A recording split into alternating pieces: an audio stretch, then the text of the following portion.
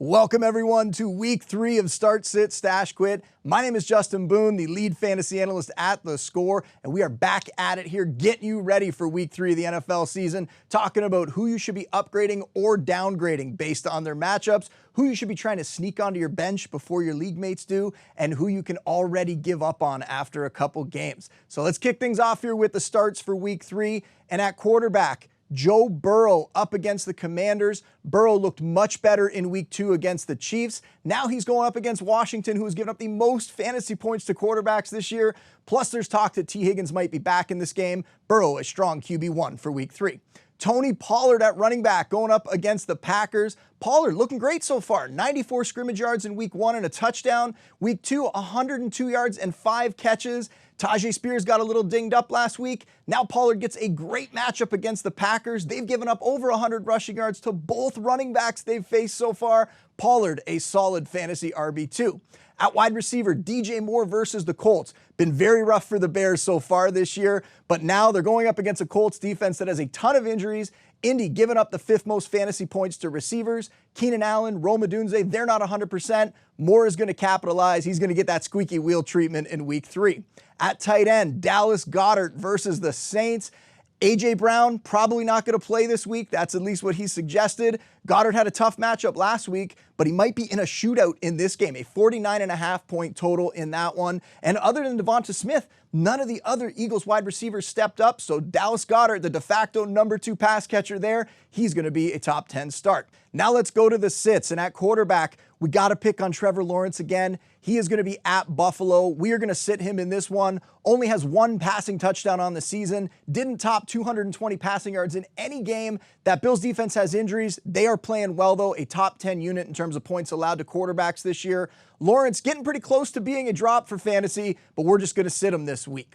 At running back, Najee Harris. He's gotten the volume. 20 carries in week 1, 17 carries in week 2, but the production hasn't been great. Hasn't topped 70 rushing yards in either game. And now Jaylen Warren is getting healthier. He's going to be more involved. And they're going to have a very slow-paced game against the Chargers this week. LA giving up the 9th fewest fantasy points to running backs on the year. They haven't allowed over 64 rushing yards to a back so far. This is not the spot to play Harris. Michael Pittman at receiver going against the Bears. We talked about him as a bust candidate before the season. I just didn't see the same kind of volume coming for him this year, and that's what we've seen so far. 4 catches for 31 yards in week 1, 3 catches for 21 yards in week 2. Hasn't scored a touchdown yet. We have inconsistent accuracy from his quarterback, Anthony Richardson. I think Pittman's down in the wide receiver 3 range. He is very lucky to be there, and he's going up against a tough Bears defense. I'm sitting Pittman this week. At tight end, Mike Gesicki. A lot of people went out and picked him up, got excited about that big game last year, but the Commanders giving up the fewest fantasy points to tight ends this year, just 1 catch for 5 yards, and we know the deal with Gesicki going back to his Dolphins days. For him to have big games, it normally happens when one of the wide receivers is injured. Last week, T. Higgins not playing, Gesicki has a big game. I think he is far too volatile to trust in your lineups. I'd be sitting him this week. Now on to the stashes. This is what everybody loves. D'Onta Foreman, 5% rostered. I thought that the Browns' backfield was going to be a committee while Nick Chubb was out, but in week 1, it was mostly Jerome Ford. Foreman only played 1 snap. Then last week, things changed. Foreman got the start in that one. It was nearly a 50-50 split, and Foreman got 15 touches.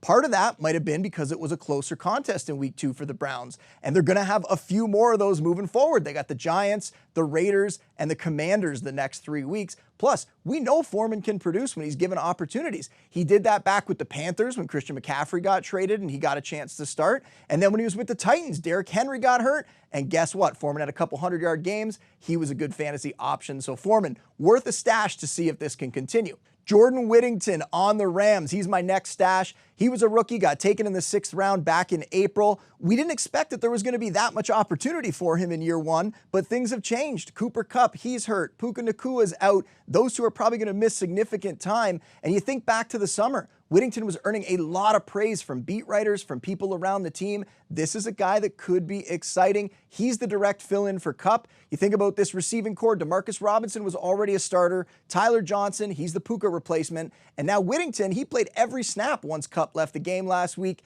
had 2 catches in that one. Now he's going to have a full week to prepare here. So I like Robinson as the favorite to lead the team in receiving while Kupp and Puka are out. But if you want to place a long shot here, a guy that could maybe come out of nowhere and start producing for you, it's Whittington, who could get schemed up by Sean McVay, who could potentially become Stafford's favorite new target. Now we'll finish it off here with the quits. Caleb Williams on the Bears, 71% rostered. The problems go beyond Williams. I mean, he has the rookie learning curve, but Shane Waldron is OC. He's got this offense looking out of sorts. The offensive line struggling to block, all the false starts. Keenan Allen's hurt. Rome Odunze's hurt.